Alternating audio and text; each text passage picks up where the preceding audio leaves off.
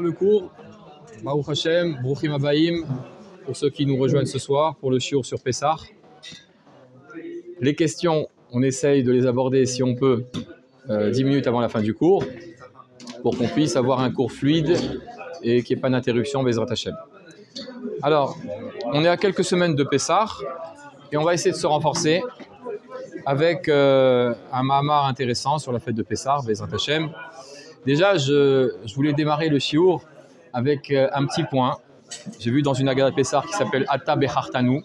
C'est une Agada qui est sortie cette année, Tafshin Pebet, Tafshin Pedalet, d'un Rav Nachman Yosef Willem. C'est son nom. Il a sorti une Agada cette année que j'ai acquis il y a quelques semaines à Londres, quand j'étais à Londres. Et j'ai dit, bon, c'est intéressant de partager quelques enseignements de ce Rav-là. Alors, il raconte en introduction de son livre qu'une fois, il y avait un chassid qui a rencontré dans la rue, le mois de Nissan était déjà rentré, quelques jours du mois de Nissan, il a rencontré un ami à lui dans la rue et il a vu que son ami avait une mine bien attristée. Il était abattu, il avait un air bien triste. Et qu'est-ce qu'il lui a dit le chassid lorsqu'il a vu que son ami avait un air très abattu? Il lui a dit « Madoua incha mistovev ke avel ben hatanim » J'ai l'impression de voir ici se promener un homme qui apparaît comme un endeuillé au milieu des khatanim. Il a dit, tu as l'air d'être un endeuillé, que Dieu préserve d'être en deuil, un endeuillé qui déambule, qui marche, qui se promène au milieu des khatanim, au milieu des mariés. Khatanim, c'est les mariés. Alors, il n'a pas compris, il dit, mais je ne suis pas en deuil. Bon, c'est vrai que je n'ai pas trop le moral, mais je ne suis pas en deuil, Chazé Shalom. Et puis, tu me parles de khatanim, hein, j'évolue au milieu de khatanim. De quel khatanim? Pas du tout. Autour de nous, il n'y a pas de khatanim. Alors, il lui a dit quelque chose d'extraordinaire. Il lui a dit, c'est écrit dans les Sfarim Akdoshim, que chaque mois de l'année, on a 12 mois dans l'année, et chaque mois de l'année, il correspond à l'association de Yud Ke Vav Ke, du nom du tétragramme de Dieu. Vous savez que le tétragramme, le nom d'Akadosh Baruch Hu le plus élevé, c'est Yud Ke Vav Ke. C'est un nom qu'on n'a pas le droit de prononcer. C'est pour ça qu'on dit Yud Ke Vav Ke. Yud après He, après Vav, après E. C'est un nom qu'on n'a pas le droit de prononcer. C'est un nom qu'on n'a pas le droit d'écrire. Ce nom de Yud Ke Vav Ke. Maintenant, ce nom de Yud Ke Vav Ke, pardon? Oui, mais Yud Ke Vav Ke, tu peux pas l'écrire Yud après, d'accord, E, Vav, ni l'écrire, ni même le prononcer. Alors, on sait dans les Sfarim Akdoshim, le Harizal, il développe ça, que chaque mois de l'année, les 12 mois de l'année, chaque mois, il correspond à un tsirouf du nom de Dieu, l'association de ces 4 lettres. Le mois de Nissan, qui est le premier mois de l'année d'après la Torah, eh bien, l'association du nom de Dieu, c'est dans l'ordre Yud Ke Vav Ke. Parce qu'il y a 12 manières de permuter le nom de Yud Ke Vav Ke. 12 manières. D'accord? Et donc, l'une des manières où on peut lire Yud Ke Vav Ke, c'est dans l'ordre Yud Ke Vav Ke. Yud après E, après Vav, après E. Et ça traduit quoi? Eh bien, ça traduit que le nom de Dieu, il est dans l'ordre. Il est Besséder. Et lorsque le nom de Dieu, il est Besséder, ça traduit et ça manifeste la plus grande bonté et la plus grande miséricorde d'Akadosh Baruch Hu.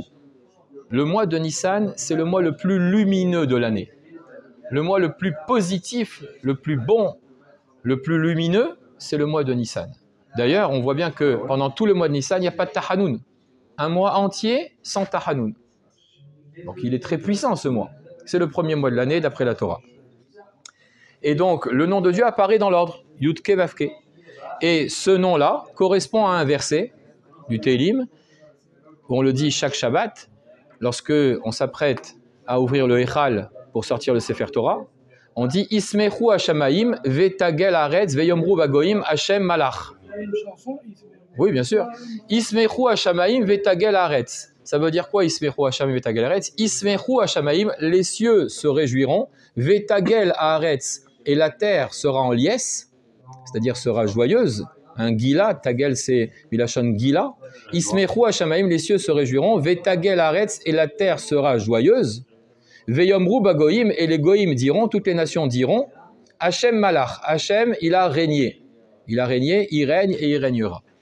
Eh bien, Ismechu Hashamayim Vetagel Haaretz, si vous prenez les rachetevot de Ismechu Hashamayim Vetagel Haaretz, les initiales de ces 4 mots, eh bien, c'est Yud Kevavke dans l'ordre. Ismechu Yud, Ismechu Hashamayim He, Vetagel Vav, Haaretz et on a Yud Kevavke dans l'ordre. Et on a ici Ismechu Hashamayim Vetagel Haaretz. Les cieux se réjouiront et la terre sera elle aussi joyeuse. Ça veut dire qu'il y a un mariage, une communion de joie entre le ciel et la terre. Le ciel, dans les mondes supérieurs, tout le monde est heureux, Ismechu Hashamayim. Et Vetagel Haaretz, et ici-bas aussi, il y a une gila, il y a une joie intense. Et ce verset-là, il correspond, dit le Hari Akadosh, eh bien, il correspond au Tsirouf Yud Kevavke dans l'ordre. Ismechu Hashamayim Vetagel Haaretz. Veyomru Bagoyim Hashem Malach. Effectivement, ce mois de Nissan, qui arrive bientôt, puisque lundi soir, c'est Rosh Chodesh Nissan, mais c'est un mois d'une puissance incroyable, de joie, de lumière, qui est très très forte. Alors c'est ce qu'il a dit, ce Hassid, à son ami qu'il a vu abattu. Il dit, mais tu devrais être très très joyeux, puisque là, on est rentré dans le mois de Nissan, eh bien on se promène avec des Khatanim, on est au milieu de Khatanim. C'est qui les Khatanim? Eh bien c'est le ciel et la terre. Il y a comme un mariage, comme Hatan et Kala qui se marient, il y a comme un mariage entre le ciel c'est comme le Hatan, c'est Akadosh Baruch Hu, et la terre c'est les hommes, Knesset Israël. Donc il y a un mariage où tout le monde est joyeux, Ismechu Hashamayim Vetagel Haaretz, Veyomru Bagoyim, même les Goyim, ils vont proclamer la grandeur d'Hachem, ils vont dire Hachem, il a régné, il règne, et il régnera lorsque, Bezrat Hachem, il y aura le moment de la Géoula. On dit Benissan Nigalou, Benissan Atidin Legael. De la même manière qu'on a été délivré pour la première fois, premier exil en Égypte, on a été délivré en Nissan, eh bien on sera délivré, c'est un moment propice, le mois de Nissan, pour être délivré de notre exil actuel qui dure près de 2000 ans déjà. Et donc il n'y a pas lieu d'être endeuillé, il n'y a pas lieu d'être triste, il n'y a pas lieu d'être abattu, de ne pas avoir le moral lorsqu'on rentre dans un mois aussi puissant et aussi bon et aussi lumineux que le mois de Nissan. On est comme dans un mariage, on est en train d'évoluer avec des Khatanim ici. Le ciel et la terre, dans cette communion parfaite de joie, ça c'est le mois de Nissan. Donc il faut vraiment garder le moral malgré la situation qui n'est pas toujours évidente dans le monde, en Eretz Israël, parce que là on va rentrer dans un mois, si Dieu veut, après le mois déjà de Purim, qui nous donne un cachet de Simcha avec le Nes de Purim, on rentre un mois après avec Pessah, on doit s'attendre, si Dieu veut, Bezrat Hashem, si on est au rendez-vous, parce qu'il faut être au rendez-vous pour mériter ce grand cadeau de la Géoula. Alors on va démarrer notre shiur, Bezrat Hashem, avec une question qui est posée par de très très nombreux commentateurs sur un des passages de la Haggadah de Pessah. Vous savez que dans la Haggadah, c'est écrit Rabban Gamiel Aya Omer. Rabban Gamiel, il avait l'habitude de dire Kol shelo amar shelosha devarim elu ba Pessah lo yatsa yedei chovato. Tout celui qui n'a pas dit et qui n'a pas développé les 3 sujets dont on va parler maintenant, qui sont à développer lors de la Haggadah de Pessah, le 15 Nissan au soir, tout celui qui n'a pas développé ces 3 sujets à Pessah, lors de la Haggadah, le 15 Nissan au soir, lo yatsa yedei chovato, il n'est pas quitte de son devoir. De quel devoir il n'est pas quitte? Il y a une marloquette entre le Rambam et Tosfot. D'après le Rambam, il ramène c'est rapporté là-bas dans Choshen Mishpat, Perek Zain Alachae, le Rambam il dit on n'est pas yotse de la mitzvah de Sipur Yetziat Mitzrayim. Vous savez que le soir de Pessah, le soir du 15 Nissan, la Haggadah, on a une mitzvah de Veigata Lebincha, de raconter à notre fils, de raconter la sortie d'Égypte, les récits qui ponctuent tout le Inyan de la sortie d'Égypte, depuis la Galoute jusqu'à la Géoula. Alors Rambam il dit tout celui qui n'a pas parlé et développé les sujets de Korban Pessah, de Matzah, qu'on a fait sortir d'Égypte, et de Maror, Pessah, Matzah, Maror, lo yatsa yedei chovato. Il n'est pas quitte de son devoir de s'entretenir des récits de la sortie d'Égypte. Il n'est pas quitte de cette mitzvah de Veigata Lebincha. Ça, c'est d'après le Rambam. D'après Tosfot, il dit non. Le rapport de Tosfot dans Psachim, Daf, Kouf, Kaf, Tosfot, il dit, eh bien, on n'est pas quitte de ces mitzvot-là. pas du Sipur Yetziat Misraïm. On n'est pas quitte des mitzvot de Pessah, Matzah, Maror. Si on n'a pas développé le sujet de Korban Pessah, de la Matzah et du Maror, des herbes amères, on n'est pas quitte de quoi? De ces 3 mitzvot qui nous incombent, non? Parce que tu as la mitzvah de raconter la sortie d'Égypte et tu as la mitzvah de consommer le Korban Pessah, de consommer la Matzah et de consommer le Maror. Alors aujourd'hui, le Korban Pessah, on ne peut plus le consommer parce que le Beth Amikdash n'est pas là. Mais on remplace le Korban Pessah par la ficomane. La Matzah, nous avons une mitzvah de Horaïta de manger au moins kazaïd de Matzah. On doit manger 4 kazetim, au mieux 5, mais si on ne peut pas arriver à 5, au moins 4 kazetim. Et Minatora, on doit manger 30 grammes de Matzah. Donc, quelqu'un qui n'aurait pas développé le sujet de la Matzah à Pessah, parler de la Matzah, il y a beaucoup de choses à dire sur la Matzah, parler du Korban Pessah, parler du Maror, d'après Tosfot, eh bien, il n'a pas été acquitté d'avoir mangé le Maror ce soir-là, d'avoir mangé la Matzah ce soir-là, et d'avoir mangé à l'époque du Beth Amikdash le Korban Pessah ce soir-là. Ça, c'est la chita de Tosfot. D'accord? Alors, on voit qu'apparemment, ces 3 sujets sont des sujets capitaux le soir du Seder. Pessah, Matzah, Maror. À tel point que Rabban Gamliel te dit, tu n'es pas quitte soit du Sipur Yetziat Misraïm, soit de ces 3 mitzvot, si tu n'as pas développé le sujet du Korban Pessah, de la Matzah et du Maror. Alors on va voir, Bezrat Hashem, en quoi c'est si important. Et la question qu'on peut se poser également, c'est que, est-ce que Pessah, Matzah et Maror, c'est un tiercé dans l'ordre? Ici, vous avez 3 éléments, 3 notions, 3 sujets. Le Korban Pessah, la Matzah et le Maror.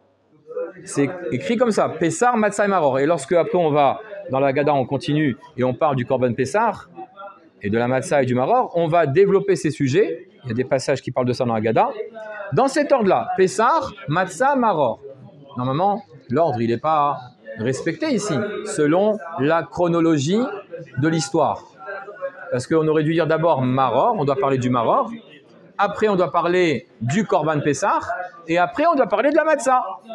Parce que le Maror, ça incarne quoi, le Maror? Mérirout, l'amertume.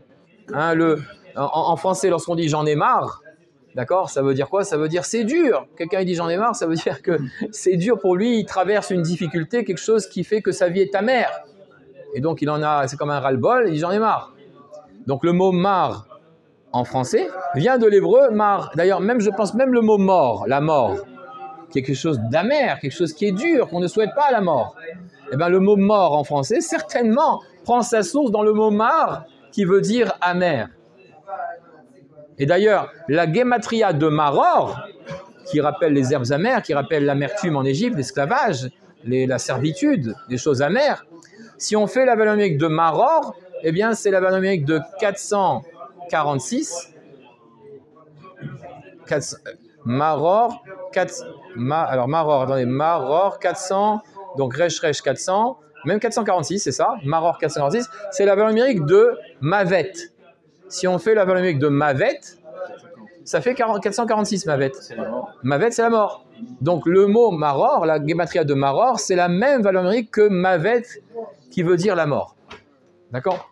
Donc normalement, on aurait dû développer ça d'abord, le Maror, puisque lorsqu'on est arrivé en Égypte, eh bien, quelques années après qu'on se soit installé en Égypte, qu'on ait séjourné en Égypte, eh bien, il y a eu comme l'esclavage qui a commencé, la vie amère, la servitude. Donc c'est le début de l'histoire en Égypte. Après, Baruch Hashem, au bout de 210 ans d'exil, il y a eu 86 ans d'esclavage très très dur, mais le Shiboud Misraïm, ça veut dire l'asservissement, a duré en vérité 116 ans de manière difficile. 86, donc 86 était très très pénible. Et puis petit à petit, les années donc se sont écoulées en Égypte, on arrive à la fin, et Baruch Hashem, eh bien on a été délivré d'Égypte, et on est sorti avec de la matzah. Et le 14 Nissan, on a égorgé le Korban Pessah, on a égorgé l'agneau, le mouton des Égyptiens, qui était la Avodah Zara. Donc normalement, dans l'ordre, on aurait dû d'abord parler du Maror, après du Korban Pessah, et après de la matzah, qu'on a sorti précipitamment d'Égypte. On est sorti avec des matzot. Et là, pourtant, Rabban Gamliel nous dit Pessah, matzah, Maror. L'ordre n'est pas respecté d'après la chronologie. Donc ça, c'est la question que beaucoup de commentateurs demandent. Comment se fait-il que l'ordre d'après la chronologie de l'histoire, n'a pas été ici respecté? Il y a plusieurs réponses qui ont été rapportées à ça, et on va essayer d'en rapporter les Hachem 2. Mais avant de rapporter ces réponses-là, on va introduire ces réponses avec un machal.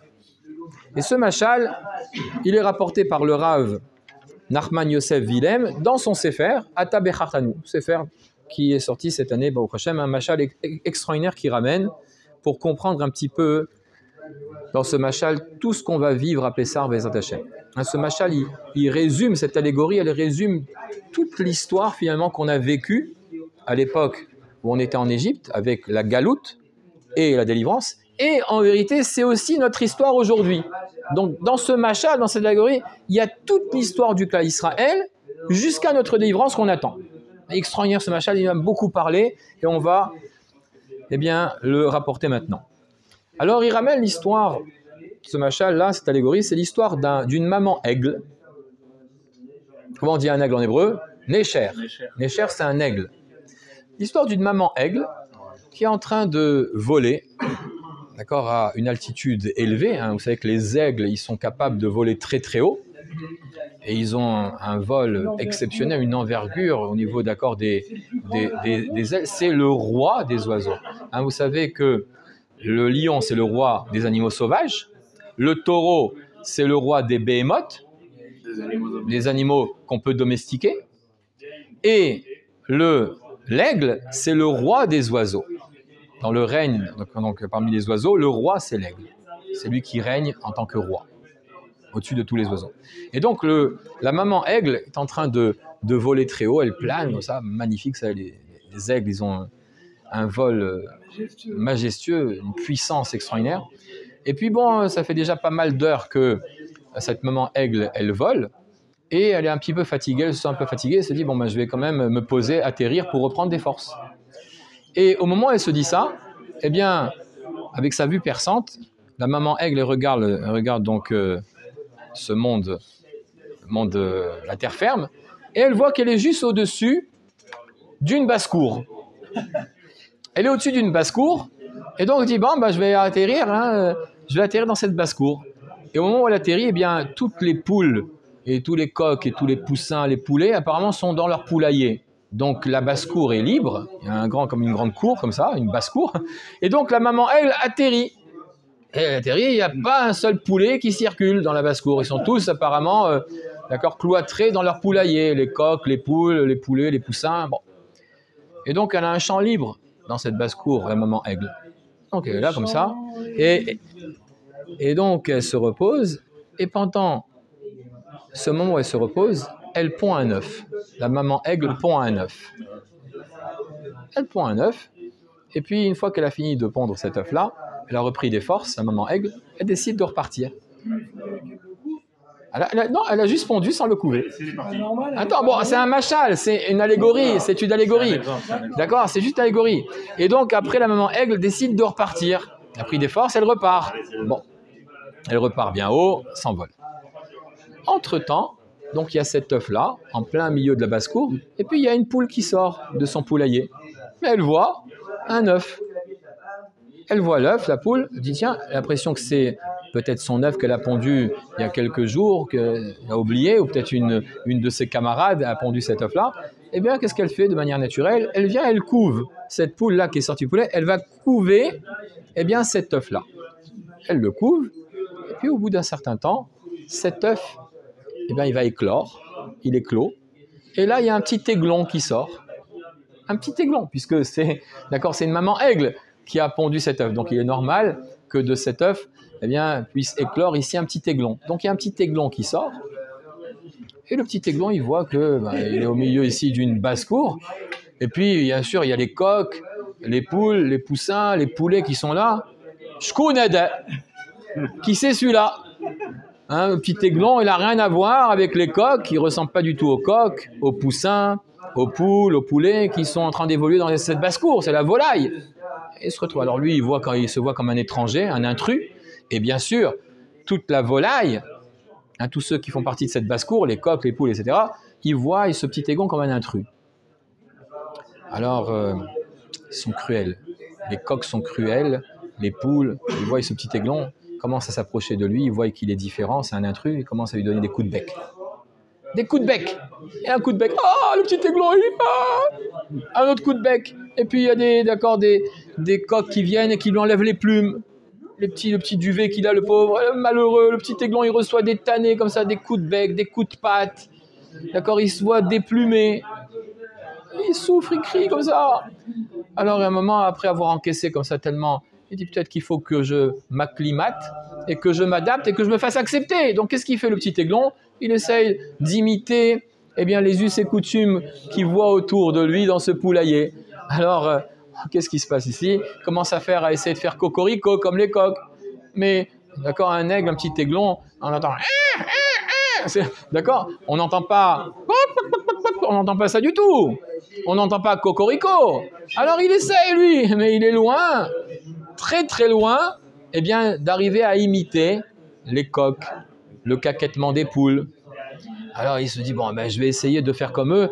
Les coqs quand ils trouvent pas des fois des grains et tout à proximité, ils rentrent dans des poubelles pour aller chercher de la nourriture. Alors lui aussi, il essaye parce qu'il faut bien manger. Il rentre dans une poubelle, il essaye d'imiter les coqs et les poules qui cherchent leur nourriture des fois dans les poubelles. Bon. Il essaye de se faire accepter, de prendre les minagim, j'allais dire les coutumes, dans le déplacement, la manière de se déplacer, la manière de cacter, la manière de manger, etc. Mais il voit que plus il essaye de les imiter, et eux, ils ne supportent pas, parce qu'ils voient vraiment qu'il est complètement étranger, et donc il le maltraite, il lui donne des coups de bec, il le moleste, il le traite vraiment avec beaucoup de cruauté. Ce malheureux, donc, il grandit comme ça, au fil des mois, et c'est le calvaire. Il a une seule envie, c'est le soir, quand tout le poulailler s'évite de se cacher, de commencer à pleurer toutes les larmes de son corps, ce pauvre aiglon-là, il a débarqué comme ça et tout. Donc c'est une vie très très dure, pauvre aiglon. Mal aimé. C'est le petit Calimero, quoi, finalement. Et donc, les mois passent et il grandit. Il arrive à tenir quand même, il ne meurt pas, malgré les coups qu'il reçoit, il tient bon. Parce qu'il est fort quand même, c'est un petit aiglon. Et voilà qu'un jour, il y a un monsieur qui passe et qui voit effectivement ce petit aiglon qui a déjà grandi, qui a quelques mois. Il le voit au milieu de ce poulet. Il dit, mais qu'est-ce qu'il fait là, celui-là? Comment il a débarqué là-bas? Alors, bien sûr, il dit, il n'a pas sa place là-bas. Il vient pour faire sortir le petit aiglon. Et là, il y a tout le poulailler. Ils voient que ce monsieur, il veut réagir, il veut prendre le petit aiglon. Et ils ne sont pas du tout contents. C'est notre punching ball, ce petit aiglon-là. D'accord, c'est notre bouc émissaire. On a un punching ball tranquille, on a sur qui frapper, le bouc émissaire. Tu nous l'enlèves, c'est notre corban, celui-là. C'est lui le corban. Comment on va se défouler contre qui on va se défouler? Ils sont pas contents. Alors ils commencent à venir, c'est comme ça. Bon. Alors à ce moment-là, ce monsieur-là, il voit qu'il y a une hostilité. Les coqs, les poules, ils sont tous contre lui, comme ça, contre sa main et tout. Il sort un bâton, un gourdin comme ça, le monsieur. Il dit, allez, viens. Il commence à frapper un coq. Bon, le coq, il prend une tannée. Après, une poule. Et donc, ils ont tous peur. La volaille, le coq, les poules, etc., les poulets, ils ont tous très, très peur parce qu'ils voient qu'ils sont les grands moyens pour sortir le petit aiglon. Baruch Hashem, qui sont mis à l'écart et ils ont laissé ce monsieur sortir le petit aiglon de ce poulailler où il n'a pas sa place. Le monsieur, il prend sous ses ailes, c'est le cas de le dire, le petit aiglon. Et qu'est-ce qui se passe? Il le prend chez lui et il lui fait prendre conscience qui il est. Tu sais qui tu es. Tu sais d'où tu viens. Tu es un petit aiglon. Allez, il lui montre. Déploie tes ailes. Et là, il voit le petit aiglon, effectivement, qu'il a une envergure lorsqu'il déploie ses ailes. Les ailes puissantes, une envergure. Allez, regarde, tu vas voir comment tu vas voler. Il va t'entraîner à voler. Et il commence à l'entraîner, à l'habituer. Il lui montre toutes ses forces, toutes ses corottes, le potentiel qu'il a, puisque c'est le roi des oiseaux, une puissance incroyable. Il lui montre aussi la vue perçante qu'il a. Enfin, il essaie de lui faire prendre conscience que c'est un aigle. Il vient, d'accord, d'un milieu très, très puissant, très élevé. Il lui fait prendre conscience de toutes ces corottes-là. Il n'avait pas eu de conscience, lui. Qui il était, sa carte d'identité, d'où il vient. Et finalement, au bout de quelques mois où il s'habitue, il a fait prendre conscience qui il est, c'est un aigle. Alors là, il est prêt à s'envoler, à être autonome. Et donc ce petit aigle, il s'envole pour rejoindre les siens hein, très très haut dans le ciel, il va rejoindre les montagnes, la cime des montagnes, là-bas les aigles ils sont dans les montagnes, et donc ça y est, il a retrouvé les siens, il est enfin heureux d'avoir retrouvé les siens et d'avoir pris conscience de toutes ses forces, de sa grandeur d'aigle. Alors ce machal-là, c'est une allégorie ça, eh bien cette allégorie, c'est toute notre histoire. Toute notre histoire en Égypte, lorsqu'on était en exil et on est sorti, et aujourd'hui, et de tout temps, lorsqu'on a traversé les exils, et Baruch Hashem, on a été plusieurs fois délivrés des différents exils, sauf celui-ci qui dure presque maintenant un peu moins de 2000 ans, et on n'est toujours pas sorti de cet exil. En vérité, ça se trouve dans ce machal-là, et on va expliquer. Les Bnei Israël, ils sont appelés Bnei Melachim. On est appelés, nous, les Bnei Israël, Bnei Melachim, les fils de rois. On est les fils, les enfants du roi des rois. On a été choisis par Hachem. Lorsqu'il a proposé la Torah à toutes les nations, elles ont toutes refusé. Et le clan Israël, le représentant, ils ont dit Naaseh Benishma. Déjà, avant même de sortir d'Égypte, eh bien, Moshe il a dit au Bnei Israël, c'est bisrout, par le mérite de la Torah que vous allez accepter d'Hachem, que Hachem il vous fait sortir d'Égypte, parce que vous allez devenir son peuple. Le peuple élu, le peuple qu'Hachem a choisi. Et donc, on est des fils de roi, du roi des rois, Bnei Am Nifrar. Et voilà que Akadosh Baruch Hu, il a décidé, avant qu'on soit ce peuple remarquable, il a décidé, Akadosh Baruch Hu, à l'instar de cette maman aigle, eh bien, qu'on naisse dans un pays qui est complètement hostile aux valeurs de la Torah. Comme cette maman aigle qui vient pondre l'œuf au milieu de la basse-cour, c'est le cas de dire une basse-cour, au sens propre et au sens figuré, une basse-cour, vous avez compris, hein, la basse-cour, c'est là où évoluent les volailles, eh bien, ça s'appelle la basse-cour. Eh bien, l'Égypte, c'est une basse-cour. C'est un pays très bas. C'est un pays de touma, d'impureté, corrompu, où règne là-bas le meurtre, la débauche, l'idolâtrie. Des choses, d'accord, c'est même peut-être Char et Touma. C'est l'endroit le plus impur au monde, c'est Mitzrayim. Et pourtant, voilà. Et pourtant, nous sommes nés là-bas, nous. Hein, quand on est sorti, c'est Goy Mikerev Goy. C'est comme si on compare ici la naissance du clan Israël en Égypte. Lorsqu'on est sorti, c'est comme si on fait sortir un animal, eh bien, de l'antre d'un autre animal. Parce que lorsqu'on est sorti d'Égypte, il fallait après nous bonifier, nous préparer pour recevoir après 50 jours après la Torah. Et donc on a commencé à naître là-bas en Égypte. Bien sûr, il y avait une raison pourquoi Hachem il nous a placés en Égypte en exil, parce qu'il y avait des étincelles de sainteté, dit le Hari Akadosh, qu'il fallait récupérer. Hein, depuis la faute d'Adam Arishon, il y a eu beaucoup d'étincelles qui ont été éparpillées. Les étincelles, ce sont un potentiel de Gdusha qui malheureusement est parti un peu partout dans le monde. Et il y avait en Égypte essentiellement tous les nitzotzot de Gdusha, de sainteté, se trouvaient essentiellement plongés dans la Touma égyptienne. Et lorsqu'on est parti en Égypte, il fallait extraire ces étincelles à travers tout ce qui s'est passé, les travaux difficiles, tout l'exil qu'on a traversé en Égypte. Le but, c'était comme un creuset de fer qui vient épurer l'or, les métaux. Un creuset de fer, c'est pour épurer, raffiner l'or, les métaux qu'on plonge dans ce creuset de fer. Eh bien, l'Égypte, c'est un creuset de fer et on doit se raffiner là-bas. On est parti là-bas pour nous raffiner notre neshama, notre corps, pour qu'on puisse après être sorti, après encore 50 jours de préparation, être apte à recevoir la Torah Akdosha. Alors, lorsqu'on est arrivé en Égypte, on est complètement différent, nous. On arrive à 70 avec Yaakov, et on est complètement différent de ce peuple, de sa culture. On arrive à 70 en Égypte. Oui, on est arrivé à 70. La famille Yaakov, ils sont arrivés à 70. Shivaim Nafesh. Oui, lorsqu'on est descendu en Égypte avec Yaakov, eh bien, la famille Yaakov était constituée de 70 âmes. Shivaim Nafesh, Yardou Mitzrayim. Et donc, on voit bien que ce n'est pas du tout notre endroit. Un petit peu comme ce petit aiglon qui se trouve ici dans la basse-cour, mais il n'a rien à faire dans une basse-cour, le petit aiglon. Et bien sûr, il y a eu l'hostilité des Égyptiens. Hein, le clan Israël est un intrus. Comme c'est écrit, Vaya Kutsu. On était comme des kotsim, comme des épines dans les yeux des Égyptiens. Les Égyptiens, ils ne pouvaient pas nous supporter. Malheureusement, beaucoup de Bnei Israël ont pensé que pour se faire accepter de ce peuple, eh bien, il fallait s'assimiler. Il faut adopter leur culture. effectivement, à la mort des enfants de Yaakov, tout le Dor, toute cette génération-là, eh bien, petit à petit, il y a eu un glissement. Beaucoup de Israël, ils étaient à Goshen, sont partis en Égypte, et ils ont commencé à adopter les pratiques égyptiennes, la culture égyptienne. C'est pas les Lévim.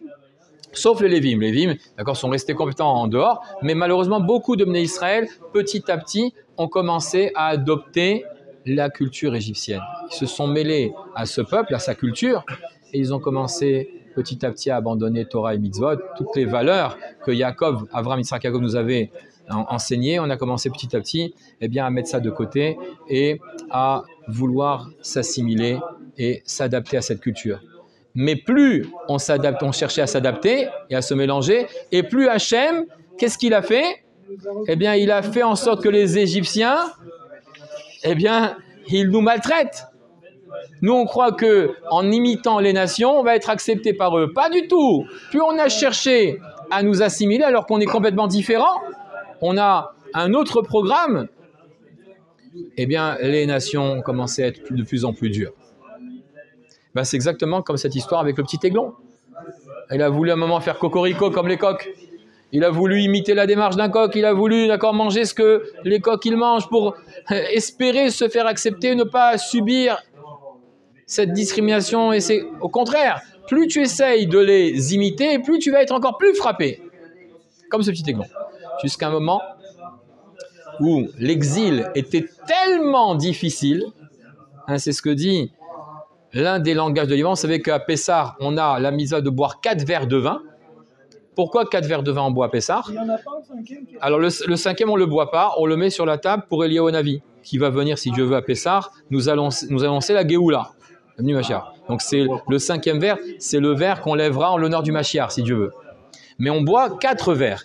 Et ces 4 verres, eh bien, sont Keneged, ressemblent, sont en phase, correspondent aux 4 langages de délivrance. Il y avait 4 étapes dans la délivrance d'Égypte. La première étape, c'est ce qu'on voit dans Parashat Vaera. Ve'otseti etrem mitachat sivlot mitzraim. Hachem, il envoie Moshe dire au Bnei Israël, au moment où la Géoula va arriver, la délivrance, je vous ferai sortir mitachat sivlot mitzraim, de dessous les labeurs égyptiens. Ça veut dire les travaux. Un moment, 1 an avant la sortie d'Égypte, on ne travaillait plus en Égypte. On a travaillé pendant toute notre période d'exil. Il y a eu des moments où on a travaillé très très dur, des moments où c'était un peu plus light. Mais quand est-ce qu'on s'est complètement arrêté de travailler? Les travaux faciles, difficiles, faciles, hein, tous les travaux ont été stoppés à partir de l'appelé d'époux.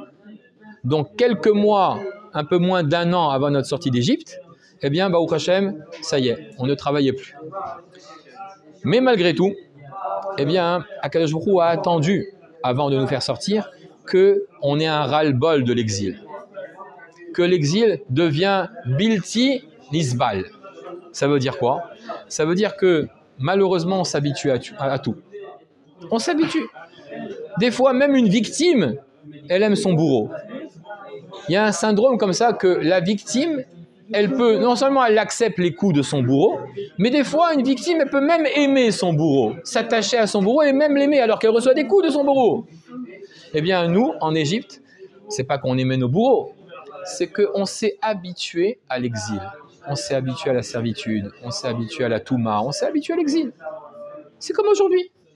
Aujourd'hui, on peut s'habituer à l'exil. C'est quoi l'exil? L'exil, c'est, nous on pense que, nous on veut être, souvent on dit, on veut être délivré parce qu'il y a des ennemis, d'accord, qui sont contre nous, qui veulent se débarrasser du clan Israël, le Hamas, le Hezbollah, tous les terroristes, les fanatiques en Iran, etc., ils veulent la mort d'Israël. Et donc on a peur de ça, nous. C'est ce qui nous fait souffrir et c'est ce qu'on redoute. Mais imaginons, on va donner un exemple, imaginons que eh bien, le Hamas, il n'existe plus. Le Hezbollah n'existe plus. Et tous les terroristes qui veulent la mort d'Israël n'existent plus. Oui? Eh bien, malgré tout, est-ce qu'on souhaite Mashiach? On ne sait pas, justement. Hein? On est, imaginons, voilà, tous les endroits au monde où il y a l'hostilité aux Juifs, que ce soit en France, en Angleterre, ou n'importe, il y a de l'hostilité. Eh bien, imaginons que partout dans le monde, il n'y a plus d'hostilité vis-à-vis des Juifs. Est-ce qu'on souhaite vraiment sortir de Chutz La'aretz pour aller reconstruire le temple et recevoir le Mashiach?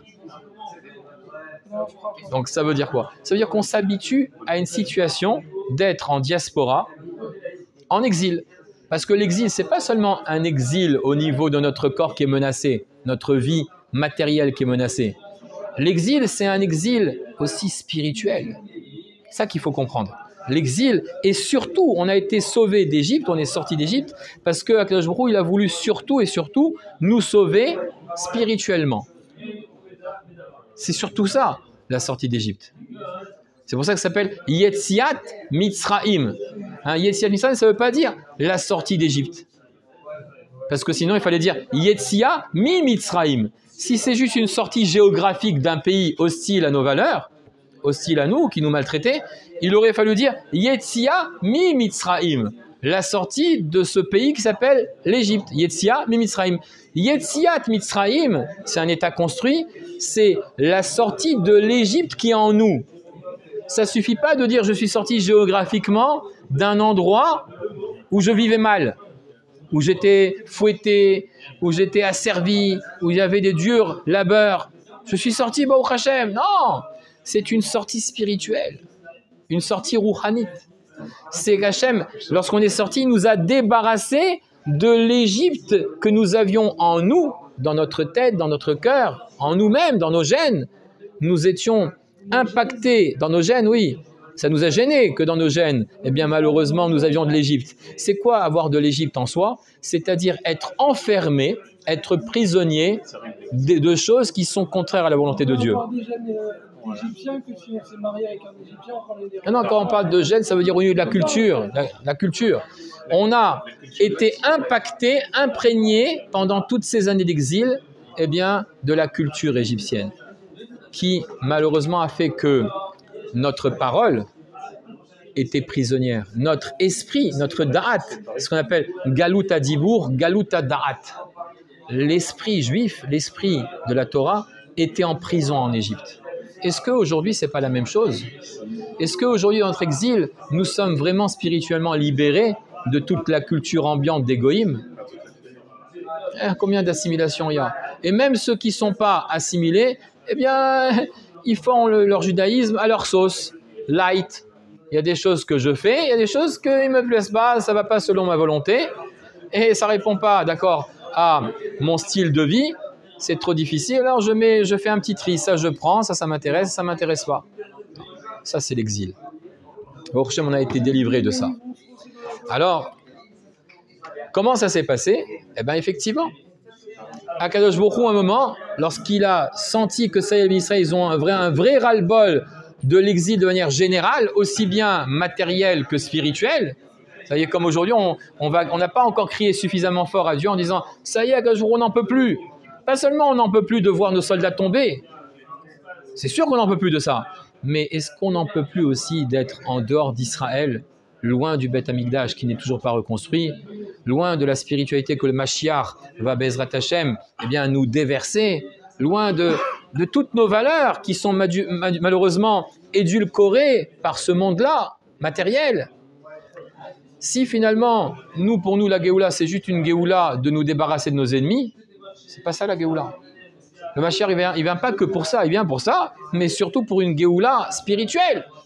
De vouloir rentrer, aller en Eretz Israël et grandir spirituellement. Être meilleur au niveau de nos midot, au niveau de nos hashkafot, notre da'at Torah, c'est ça le Mashiach. Le monde entier va reconnaître que Hashem echad u'shmo echad. C'est ça qu'on doit arriver à cultiver, à attendre. Et tant qu'on n'est pas dans cette attente, alors on reçoit des nations, des coups de bec. Le petit aiglon, il souffre. Jusqu'à un moment où Akadosh Baruch Hu, il envoie Moshe, et Moshe dit à Pharaon, les Bnei Israël, c'est le Bechor de Dieu, il faut les laisser partir. Alors, Pharaon, il n'est pas content, il endurcit son cœur, il endurcit l'esclavage, comme ça se passe aujourd'hui. Aujourd'hui, les contractions sont vives. Les nations, ils voient, beaucoup de nos ennemis se réveillent, d'accord, avec plus de virulence. Pourquoi? Il y a de plus en plus de virulence contre le peuple d'Israël, parce que c'est exactement comme Pharaon. Quand la Géoula, elle est proche, la délivrance, lorsqu'on est pratiquement à la fin de la nuit, c'est là, lorsqu'une bête, elle sent qu'elle est touchée et qu'elle va mourir, un ours qui est touché, par exemple, il est touché, il sent qu'il a plus que quelques minutes, quelques heures à vivre, il devient encore plus redoutable lorsqu'il est touché, l'ours. Il faut surtout pas se mettre à côté de lui. Parce qu'il est touché, il est capable d'une violence. Eh bien, c'est la même chose. Tous ces Réchaïm, tous ces impies qui veulent la mort d'Israël, eh bien, plus ils sont touchés, plus ils sentent que ça ne va pas pour eux, et plus ils redoublent de virulence et de violence et de cruauté contre nous. Donc, on est mamash à la fin du tunnel. Il faut tenir. Si on tient, alors il y a l'intervention divine, comme ça s'est passé. Il y a les coups que Hachem va administrer à tous nos ennemis, comme ça s'est passé ici dans l'histoire du poulailler. À moins que il règle ses comptes avec toutes les nations qui ont voulu le mal d'Israël. D'accord ? Au sein des nations, il y a des gens très bien, mais il y a des ennemis d'Israël au sein de toutes les nations. Tous ceux qui ont voulu le mal dans toutes les nations d'Israël payent. Ils payent. Ça peut être un tremblement de terre, ça peut être n'importe quelle manière dont Hachem, il envoie, d'accord, son châtiment, ce qu'on appelle Kos Shel Tar'ela, aux nations qui ont voulu le mal d'Israël. Il règle ses comptes à Kadosh Baruch Hu juste avant la nuit du Mashiach. Il règle ses comptes. Pour qu'après, comme ça s'est passé en Égypte, on puisse sortir de Mitzraïm avec Yad Hazaka. Alors, à travers ça, à travers ce mashal, on a compris donc le nimshal, on va pouvoir maintenant comprendre cet ordre-là de Pessar, Matzah et Maror. Alors, la manière dont on peut comprendre ça, il y a deux manières, Bezrat Hashem. Je vais vous rapporter déjà la première manière. Pourquoi on a mis Pessar Matzah avant Maror, alors qu'on aurait dû dire Maror, Pessar et Matzah? Alors certains expliquent, pour mettre en exergue, on a mis Pessar Matzah et après Maror et pas Maror au début, parce que si on avait mis Maror au début, donc qui suit l'ordre chronologique, on aurait pensé que l'essentiel finalement c'est d'être sorti de cet endroit amer pour nous, dur pour nous. L'essentiel c'est la délivrance physique.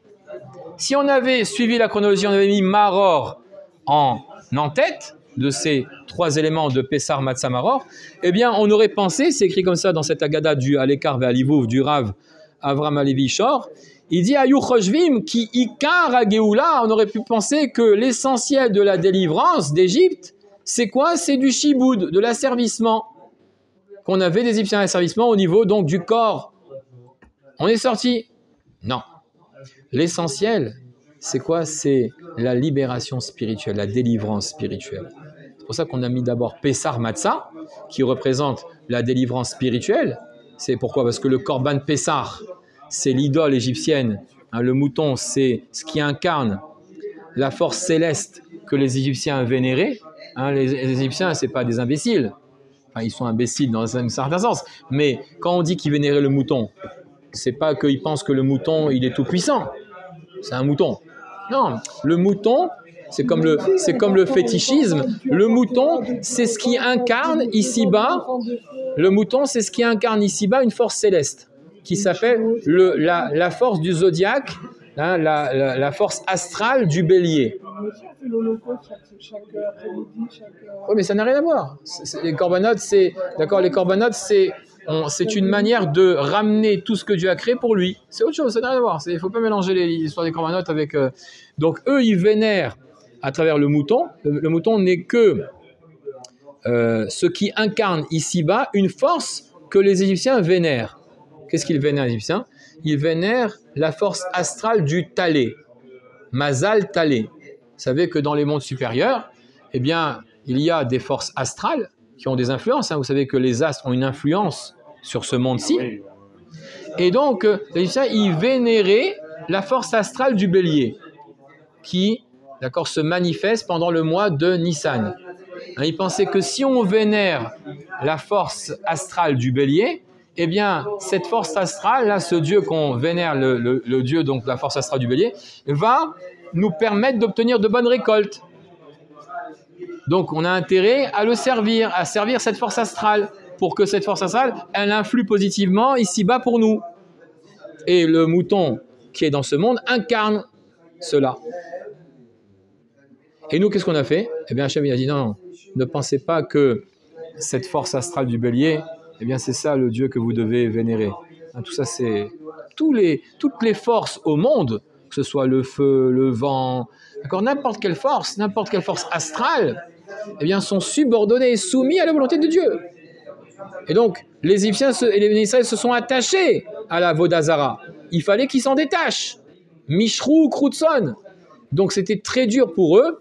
Et avec l'aide d'Akadosh Baruch Hu, It Aruta Dele'ela, essentiellement, un réveil du haut, ils ont fait un petit effort, même un grand effort quand même, d'être capables, avec l'énergie qu'Hachem leur a donnée, de prendre le mouton qui incarne cette force astrale et de l'attacher au pied de leur lit et de le sacrifier le 14 Nissan. C'est fort. Mais Israël, alors que le mouton incarne cet Avodazara que les Égyptiens vénéraient. C'est très très dur. Prendre un mouton aux yeux des Égyptiens, l'attacher au pied du lit et le sacrifier 4 jours après, ils ont pris ça, ce mouton, le 10 Nissan, ils l'ont attaché, Shabbat Agadol, et 4 jours après, ils l'ont égorgé devant les Égyptiens. Et les Égyptiens n'ont rien dit. Ils étaient comme pétrifiés, c'est un miracle. Mais c'est une force incroyable, ça. Et bien ça, cette force-là, c'est un élément qui était un élément indispensable pour qu'on puisse s'affranchir spirituellement et mériter notre délivrance spirituelle essentiellement. Et la Mila aussi, on devait, pour manger comme ça, il fallait se circoncire. La Mila, c'est pas facile d'arriver à faire la Mila lorsqu'on est attaché à la Vodazara et à un pays, d'accord, idolâtre, avec des mœurs dépravées. Et arriver à faire la circoncision, c'était très difficile. Donc ces 2 mitzvot-là, ce sont les 2 mitzvot qui nous ont permis de sortir de Mitzrayim et qui nous montrent que la libération, la Géoula d'Égypte est avant tout une Géoula rouchanite, spirituelle. Et c'est pour ça qu'on a mis le Maror après. Donc ça, c'est la première réponse. Mais cette réponse-là, elle est développée de manière extraordinaire par un Rav, Rabbi Leibel Eger. C'est le Or Eliaou qui ramène le Rabbi Leibel Eger. Il dit quelque chose d'extraordinaire. Il répond à une question que des années. Ce matin, j'ai vu un ami au collège à Sarcelles, et on a partagé cette notion ensemble. On sait que c'est écrit comme ça, que Akadosh Baruch Hu, il a précipité notre délivrance. Hein, la pâte n'a pas eu le temps de fermenter. Parce que si on était resté 1 seconde de plus en Égypte, eh bien, qu'est-ce qui se serait passé? On serait tombé dans 50 degrés d'impureté, dans Nun Share Touma. Et là, c'était terminé pour nous. Hein? Mais vous m'avez raconté, vous nous avez raconté qu'un Pessah, il y a Hachem, il a pris tous les bnei Israël, il les a transférés à Jérusalem. Vaïssa et Trem al Kanfen et Sharim sur les ailes d'aigle. Il les a fait passer Pessah tout à fait. À Jérusalem. Chazak, tout à fait, pour manger quand même ça. Mais la question qu'on doit se poser sur d'accord, cet enseignement, c'est la suivante, c'est que ça veut dire quoi? On dit, Hachem, si on était resté 1 seconde de plus, 1 instant de plus en Égypte, on serait tombé dans le 50e degré d'impureté, et là, c'était hlet pour nous. Alors, il pose la question, il dit, mais Hachem, il est tout puissant. Mais qu'est-ce qui peut empêcher Hachem de nous sortir, même de Nun Shar et Touma? À quel jour il est Kol Yachol? Et alors qu'on descend dans 50 degrés d'impureté? Mais Hachem, il est là. S'il souhaite nous sauver, et il a promis de nous sauver d'Égypte, eh bien, même si on tombe, il nous laisse tomber dans 50 degrés d'impureté, il est tout puissant, il a tous les pouvoirs, il nous sort. Ça veut dire quoi? Si on était resté 1 instant de plus, c'était fini pour nous, on aurait sombré dans la 50e porte d'impureté, et c'était fini. Non, c'est pas fini, Hachem, il peut très bien nous sortir. Une question extraordinaire que demande le Rav Leibel Eger. La réponse, elle est exceptionnelle. Exceptionnelle, cette réponse. Écoutez bien ce qu'il dit. Il dit, c'est vrai que Akadosh Baruch Hu, si on était tombé dans le 50e degré, il nous aurait sorti. Et il nous aurait fait sortir, et il nous aurait même donné la Torah. Mais, Aya ze prinat beria hadasha. Mais qu'est-ce qu'il aurait fait Dieu? C'est comme si, eh bien, il crée le peuple d'Israël, il crée un nouveau peuple. Comme si c'était une bria hadasha. Hachem ne veut pas ça. Il ne veut pas créer un nouveau peuple. Hachem ne veut pas. Si on était tombé dans le 50e degré d'impureté, eh bien, on aurait été effectivement, on aurait été perdu. Hachem nous aurait tiré et il aurait créé un nouveau peuple. Comme s'il y avait une dimension nouvelle, vous voyez? Il ne veut pas ça, Hachem. Qu'est-ce qu'il veut? Il veut qu'on comprenne que chez chacun d'entre nous, chaque juif, il a une ékouda, un point en lui qui l'attache à Avraham, Yitzhak, Yaakov. Regardez ce qu'il dit, il dit quelque chose d'extraordinaire. Il dit, il y a ce qu'on appelle Gara'in Shenichnas la Galout. Il y a comme une graine qui est tombée en exil. C'est comme si tu as une graine. La graine avrahamique, Yitzhakite et Yaakovique qui est tombée en Égypte. Ça veut dire que ce qui est tombé en Égypte, en vérité, c'est toutes nos racines qui nous attachaient à Avraham Yitzhak. Eh bien, cette Nekuda qui se trouve chez chaque juif, il a du Avraham, du Yitzhak, du Yaakov, cette Nekuda qui nous rattache à Hachem, elle était en exil. Et l'essentiel, c'est de faire sortir cette Nekuda qui nous rattache au patriarche. Et il dit quelque chose d'extraordinaire. Il dit que Hachem a attendu le dernier moment, parce que si, Chas v'Shalom, eh bien, on était tombé dans Nun, Shar et Touma, cette graine qui nous rattache à Avraham et Jacob, c'était fini. Et Hachem, il ne veut pas ça. Il ne veut pas ça. Il ne veut pas, pourquoi? Parce qu'Akadosh Baruch Hu, il voit la suite de l'histoire et il voit que les Israël vont aussi passer dans d'autres exils et il faut qu'ils gardent cette Nekuda. C'est pour ça que c'est ce point qui est un point fondamental qui nous rattache à nos racines de Avraham, Yitzhak, Yaakov. Ça veut dire que chaque Ben Israël, il a en lui cette Nekuda qui le rattache à Avraham, Yitzhak, Yaakov. Et cette Nekuda-là, elle ne pourra jamais disparaître. C'est pour ça que chaque juif, là où il est, peut toujours revenir. Il peut toujours revenir vers Akadosh Baruch Hu, parce que ce point-là, même les plus grandes fautes ne peuvent pas entacher ce point. Ce qu'on appelle Ahava Mesuteret. Chaque juif, il a en lui un amour secret de Dieu, même s'il est enfoui, plongé dans les plus grandes fautes, dans un degré d'impureté incroyable, il a toujours cette Nekuda, ce point de retour, qu'il attache à Avraham, Yitzhak et Yaakov. Et ça, Akadosh Baruch Hu ne voulait pas le perdre. C'est pour ça qu'il a attendu le dernier moment. Si jamais le Klal Yisraël serait descendu dans Nun, Shar et Touma, c'est vrai qu'Hachem nous aurait sorti, nous aurait dans la Torah. Mais c'est comme si Hachem aurait créé un nouvel être, un nouveau peuple. Hachem ne veut pas. Il veut garder ce peuple attaché à Avraham, Yitzhak et Yaakov. Et pour cela, qu'est-ce qu'il fait à Kadosh Baruch Hu? Eh bien, il fait en sorte qu'on ne tombe pas dans ce Nun, Shar et Touma. Pour que cette Nekuda reste et qu'elle perdure tout au long des exils qu'on va traverser. Et ça, c'est magnifique. Il explique le Alekar Valivuv, le Rav Shor, il dit que il dit que j'ai compris ce Yesod, ce fondement, dans les paroles du Sfat Emet. Pourquoi? Parce que un peu plus loin, dans la Haggadah, lorsqu'on parle de la matzah, on dit matzah zo she'anu ochlim al shumma. La matzah, pourquoi nous la mangeons ce soir-là? Al shum, parce que shelo ispik betsekam shelavotenu leachmitz ad shenigla alehem melech malchem yachid shbochu. Ben pourquoi on mange la matzah? En souvenir de ce moment où Hachem a fait en sorte que leurs pâtes, betsekam, leurs pâtes, shelavotenu, de nos pères, de nos ancêtres, lo ispik leachmitz, n'a pas eu le temps de fermenter.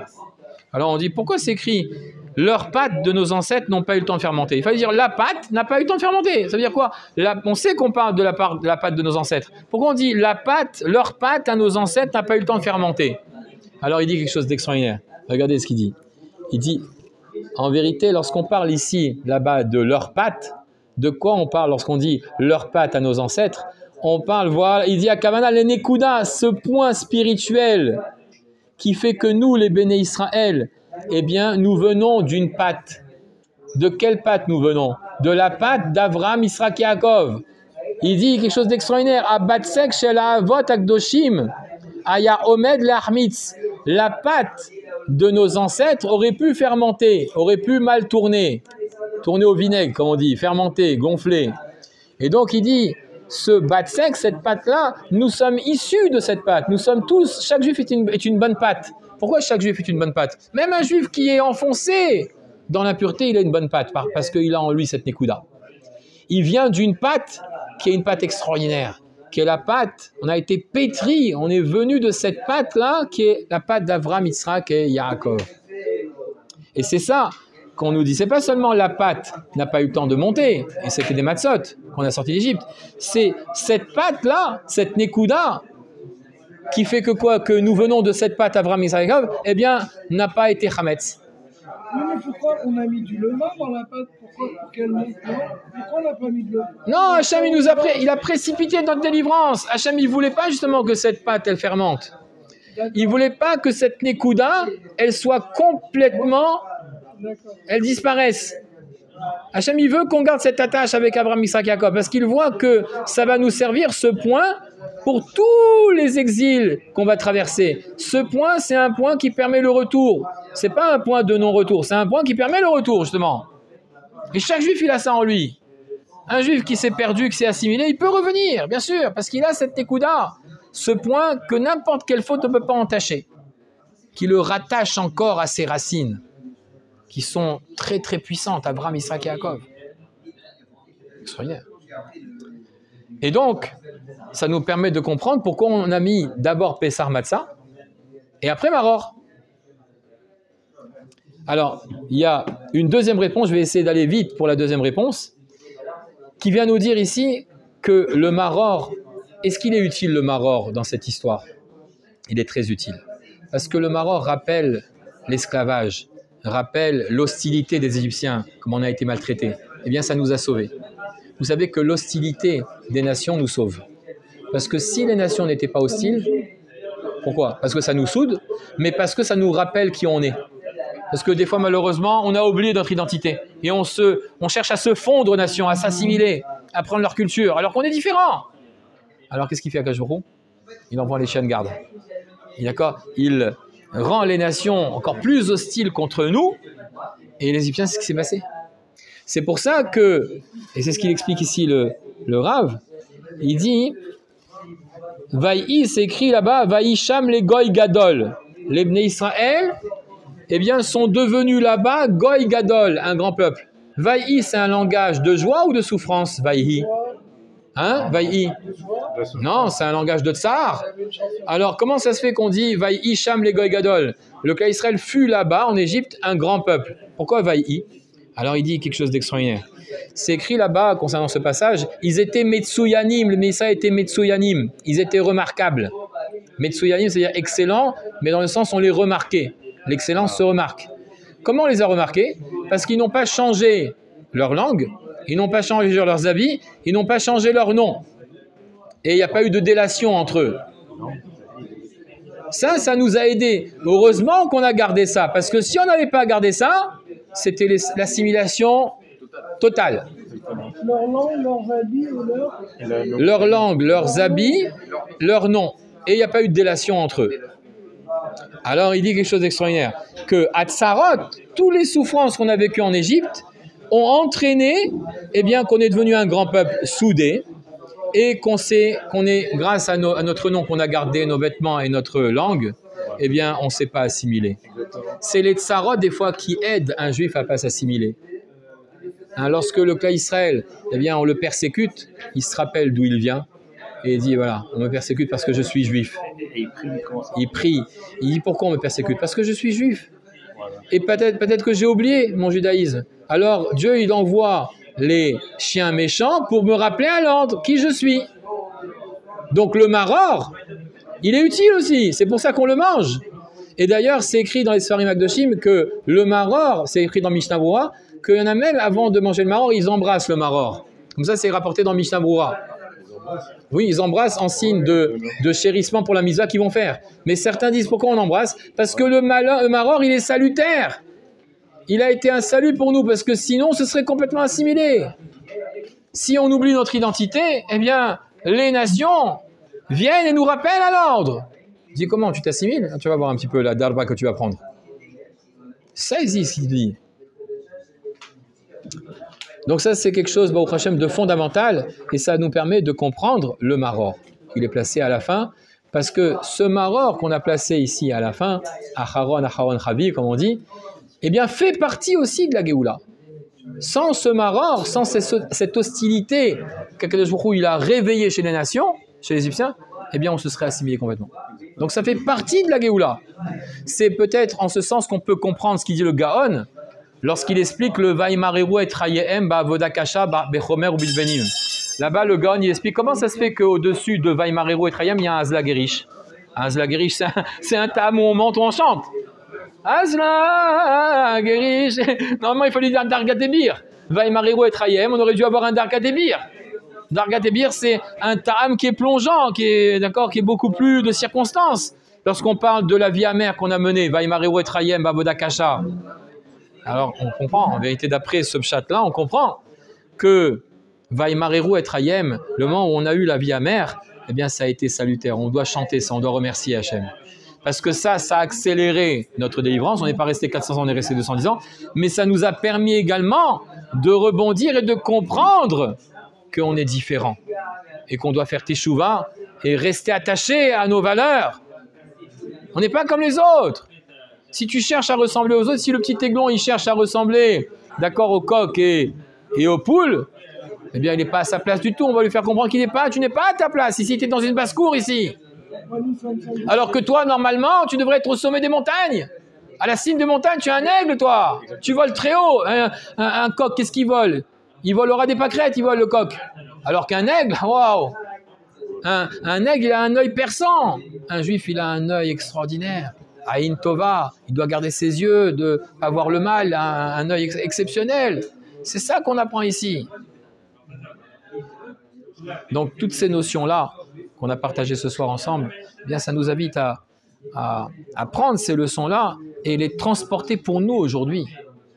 Nous, aujourd'hui, qui nous trouvons exactement dans la même situation, on décline finalement, on peut décliner ce qu'on a vécu en Égypte et durant toutes les galouillottes à ce qu'on vit encore aujourd'hui.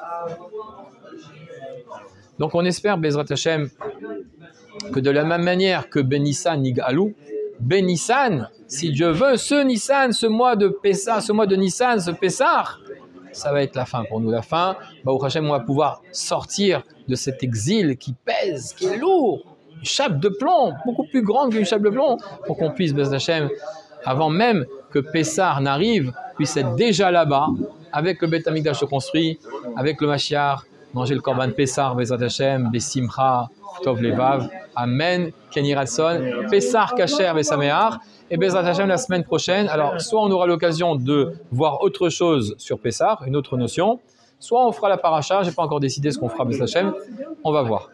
Voilà. Il est bientôt 10h, donc on s'arrête pour Arvit, de bonnes nouvelles.